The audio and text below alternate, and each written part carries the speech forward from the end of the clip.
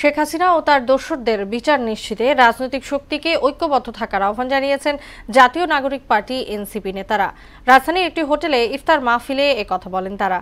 এতে দলের আহ্বায়ক নাহিদ ইসলাম বলেন, সংস্কার কার্যক্রম শেষ করে সরকার নির্ধারিত সময়ে জাতীয় নির্বাচন সম্ভব। আরো জানাচ্ছেন ওবায়দুল হক মারুফ।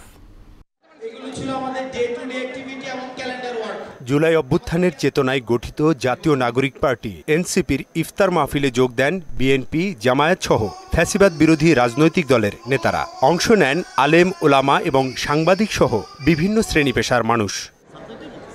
জুলাই অভ্যুত্থানে গণহত্যাকারী আওয়ামী লীগ ও তার দোসরদের বিচারে সকল রাজনৈতিক দলকে ঐকমত্যের ভিত্তিতে সিদ্ধান্তে আসতে হবে। খুনি ফ্যাসিস্ট শেখ হাসিনার যে বিচার রয়েছে এবং আওয়ামী লীগকে আমরা পরবর্তী বাংলাদেশে আমরা রাজনীতিতে দেখতে চাই কি চাই না, এই বিষয়গুলোকে আমরা প্রত্যাশা রাখবো যে আমাদের রাজনৈতিক যে দলগুলো রয়েছে সেই দলগুলো একটি ঐকমত্যের মধ্য দিয়ে যাবে।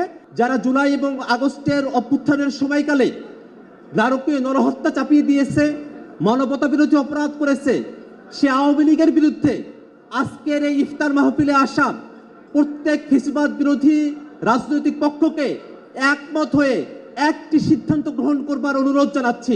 দলের আহ্বায়ক নাহিদ ইসলাম বলেন, সরকারের বেঁধে দেওয়া সময়ের মধ্যেই নির্বাচন সম্ভব, তবে তার আগে আইন শৃঙ্খলা পরিস্থিতির উন্নতি হতে হবে। আমাদের মধ্যে নানা বিষয়ে মতপার্থক্য হতে পারে, নীতিগত বিরোধ হতে পারে, তর্ক বিতর্ক হতে পারে, কিন্তু গণতান্ত্রিক সম্পর্ক, সংলাপ ও মিথস্ক্রিয়া যাতে এর কোনো ছেদ না পড়ে। নির্বাচনের আগে অবশ্যই আইন শৃঙ্খলার পরিস্থিতির উত্তরণ ঘটতে হবে।